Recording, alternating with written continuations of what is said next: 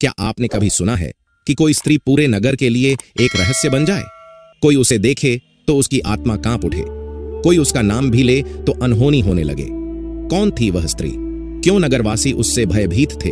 और क्यों सिर्फ महाराज विक्रमादित्य ही इस रहस्य को सुलझा सकते थे? उज्जयिनी का वैभव संपूर्ण आर्यावर्त में विख्यात था। चहुं ओर सुख, समृद्धि, न्याय और पराक्रम की चर्चा थी।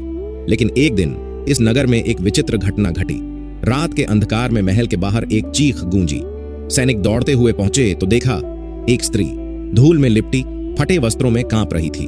उसका चेहरा विचित्र था, एक पल सुंदर तो दूसरे ही पल भयंकर। जैसे ही किसी ने उसकी ओर देखा, वह अजीब तरीके से हंसी और देखते ही देखते नगर का सबसे विशाल वृक्ष सूख गया। नगरवासी भयभीत हो उठे। ब्राह्मणों ने कहा, यह कोई साधारण स्त्री नहीं, यह शापित है, इसे नगर से बाहर निकालो। लेकिन विक्रमादित्य ऐसे राजा नहीं थे जो बिना सत्य जाने किसी को निष्कासित कर देते। उन्होंने घोषणा की, जब तक सत्य का पता नहीं चलता यह स्त्री महल में सुरक्षित रहेगी। राजा ने अपने गुप्तचरों को आदेश दिया कि इस स्त्री के बारे में जानकारी प्राप्त करें। लेकिन अगले ही दिन वे सभी गुप्तचर या तो अचेत मिले या भय के मारे कुछ भी कहने में असमर्थ थे। उसी रात विक्रमादित्य अपनी तलवार लिए महल की छत पर चिंतन कर रहे थे। तभी हवा में एक अजीब सी हलचल हुई। पेड़ों की शाखाएं अजीब तरह से कांपी और ठहाकों की गूंज सुनाई दी। हाँ महाराज, आपके सामने फिर एक नया रहस्य आ गया। विक्रमादित्य मुस्कुराए। बेताल, तुम आए तो सही, ये बताओ ये स्त्री कौन है? बेताल ने एक गहरी सांस ली और बोला, महाराज, यह स्त्री केवल एक श्रापित नारी नहीं, यह एक रहस्य की कुंजी है। किस रहस्य की? विक्रमादित्य ने पूछा।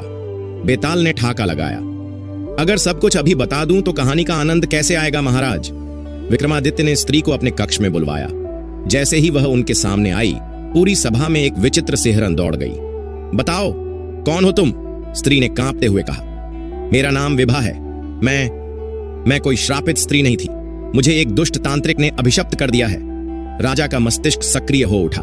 कौन है वह तांत्रिक? राजा, वह कोई साधारण तांत्रिक नहीं, वह अघोरपंथी है।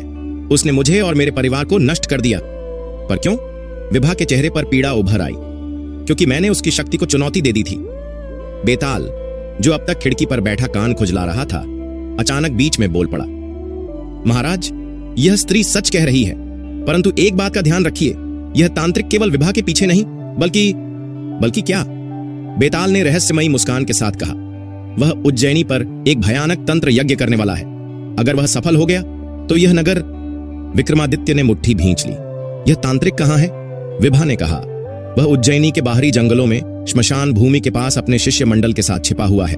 राजा विक्रमादित्य ने तुरंत अपने सैनिकों को तैयार होने का आदेश दिया। लेकिन तभी बेताल ने राजा को टोक दिया। महाराज, इतनी जल्दी नहीं। क्या आपने सोचा कि यह तांत्रिक कोई साधारण व्यक्ति होगा? मतलब यह कि यदि वह इतना शक्तिशाली है कि नगर के वृक्ष तक सुखा सकता है, तो क्या वह सीधे युद्ध में पराजित हो जाएगा?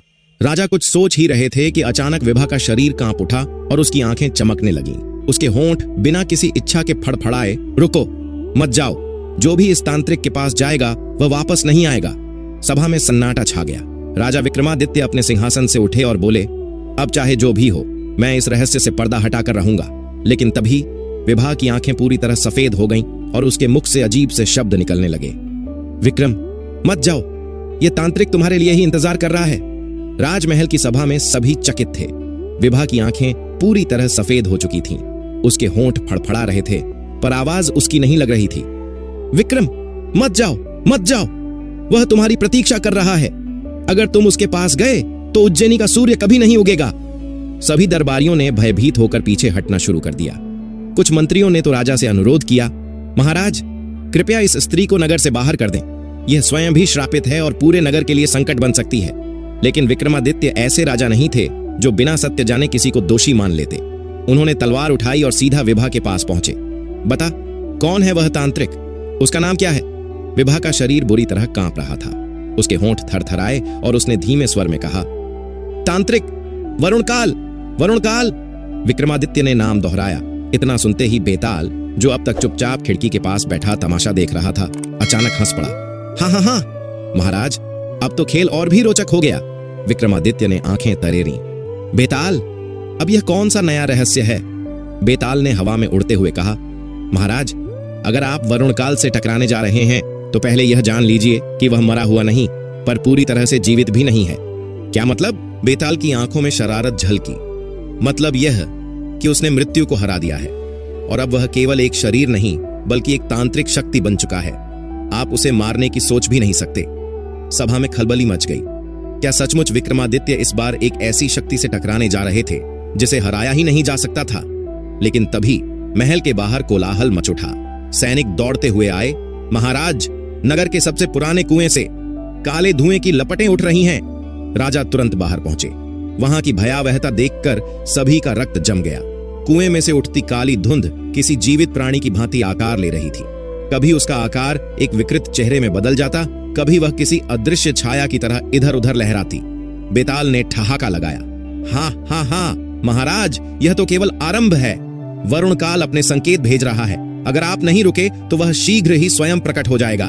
विक्रमादित्य ने तलवार उठाई। तो फिर मैं भी उसे चुनौती देता हूं। अचानक काले धुएं के बीच से एक भयानक आवाज गूंजी। विक्रमादित्य! राजा ने तलवार को कसकर पकड़ा। अगर तुम्हें सच में उज्जैनी को बचाना है तो आ जाओ श्मशान भूमि में, जहां अंधेरा भी कांपता है।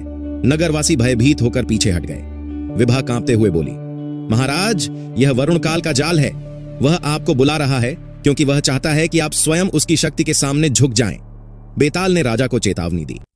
महाराज, अगर आप वहां गए तो या तो आपको सबसे बड़ी विजय मिलेगी या फिर आपका नाम केवल इतिहास में एक रहस्य बनकर रह जाएगा। विक्रमादित्य ने तलवार म्यान में रखी और घोड़े पर सवार होकर श्मशान भूमि की ओर बढ़े।